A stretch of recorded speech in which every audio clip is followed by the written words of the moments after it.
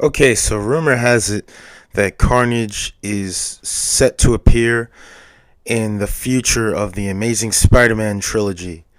And basically, this is excellent news for me. This is excellent, excellent fucking news because Carnage is the type of you know, Carnage is my favorite Spider-Man villain. He's not only one of my favorite Spider-Man villains along with Venom, but Carnage is actually one of my favorite comic book characters, one of my favorite comic book villains of all time. And just the fact that he might appear in a live action Spider-Man movie just has me extremely interested. And there's a lot of people out there that say that that Carnage, in order for him to be done right, he has to be in a rated R movie instead of a PG-13 movie, and that Sony should just like make a Venom spin-off with Carnage as the main villain. And you know what, that actually sounds like a really cool idea too, but I'm not, closed-minded to the fact that Carnage can't work in a PG-13 movie. What people need to realize is that, you know, there's a lot of stuff you could get away with in a PG-13 movie. You know, yeah, it's not gonna be as gory. It's not gonna be like a horror movie or something like that. Where there's just blood and gore everywhere. But they could actually make this work in a PG-13 movie. But however, I would honestly prefer that they did make a rated R Carnage movie because then we get to really see the depth of the character. If we really go back into like Cletus Cassidy's backstory and how he was pretty much abused as a kid, neglected as a kid, stuff like that. That would actually be really interesting. That would actually give us more sympathy for the character. A lot of us would be able to relate to the character more, and it would make for a really great fucking movie. It would make for a really interesting movie, very entertaining. you know but I really do hope that Carnage does make an appearance in the Amazing Spider-Man series, the Amazing Spider-Man trilogy, with Marc Webb as a director, because it would just bring a little more edge to that series, and I like how Marc Webb went in a different direction than Sam Raimi, because honestly, I thought all the Sam Raimi Spider-Mans, and this includes Spider-Man 2, everyone's favorite Spider-Man movie, I thought all those fucking movies were overrated as shit. I didn't care for any of them, not even two. I mean, I like Doc Ock, but no, all those movies were over. They were nothing but basically love stories. It was basically the Peter Parker, Mary Jane soap opera. All those fucking movies. That's all they focused on. And I'm like, dude, we want to see Spider-Man kick ass. We want to see these villains. Having Peter Parker in a relationship, that's fine. They always do that in a superhero movie anyway. But don't fucking shove that shit down our throats to the point where, this movie is built on the relationship of Mary Jane and Peter Parker. Whether it's for the good or the bad, it's annoying. In in all three of those movies, it was all about Peter Parker and Mary Jane. And I'm like, dude, I'm sick of this shit. I'm sick of this shit. I don't know about you fuckers, but I'm sick of this shit. It is annoying as fuck. I like the relationship between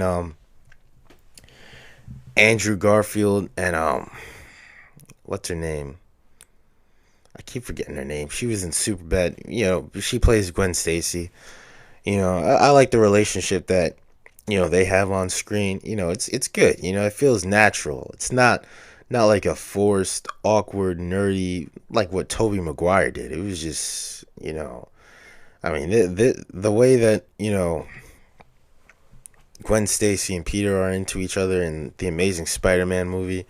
That it's good. It's just natural. It's not, and they don't overdo it. It's not like, oh my god, this movie is built on their relationship. It actually goes deeper into that. Peter Parker wants to find out more about his parents.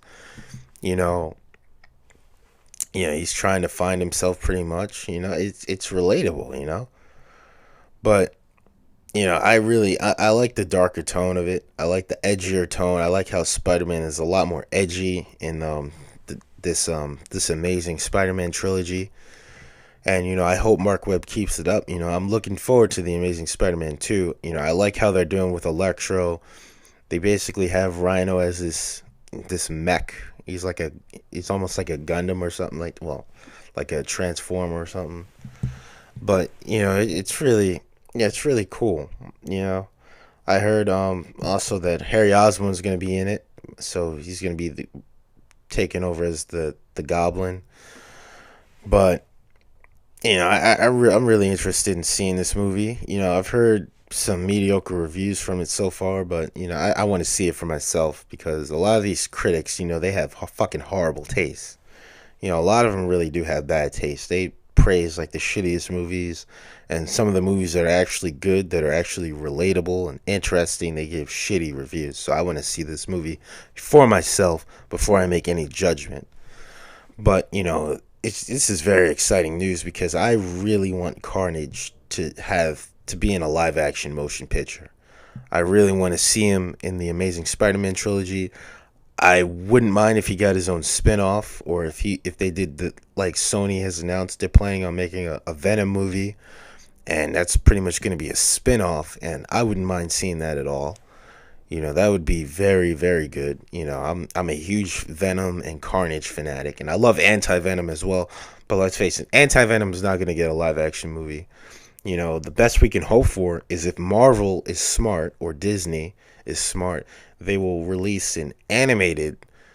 They'll do what DC is doing with the Batman movie. Well, not the Batman movies, but the Batman franchise, and release like these really cool animated films on DVD and Blu-ray, and give us more backstory about like the comics and stuff like that. It's really, that's what I love how DC is doing, like all these really kick-ass animated movies with Batman, from Batman Under the Red Hood, and the Dark Knight Returns Part 1 and Part 2 and stuff like that. I really hope that Marvel or Disney, whoever the fuck is controlling Spider-Man, hell, if it's Sony or whatever, they're smart enough to release an animated version of the Spider-Man movies, just like animated Spider-Man films straight to DVD that have different villains in them. They could have like Craven, they could have Anti-Venom, they could have Venom, Carnage. I hope Marvel is smart enough to do something like that, or Disney, whoever the fuck owns that I don't give a shit. All these businesses own and disown each other. It's who gives a shit. But whoever owns them, listen to this video and make some fucking badass animated Spider-Man movies. Like how DC is doing with Batman. But yeah, that's pretty much my thoughts on Carnage. I really hope that he gets an appearance. There's a lot of like leaked rumors that he's gonna make an appearance in the Amazing Spider-Man 2. And I don't really see that happening. I think that would kind of be foolish because this is only a second movie, and you have Green Goblin, Rhino, and Electro in this movie, and to put Carnage in it, that would be that's overkill. I know that there are rumors that they want to make a Sinister Six movie, and I really think that would actually be a really cool idea, but you gotta like do it right. But basically, I really want to see like a animated Maximum Carnage movie. Like that would actually be, or like make a live action movie that's based on the Maximum Carnage storyline. That would be really fucking sick.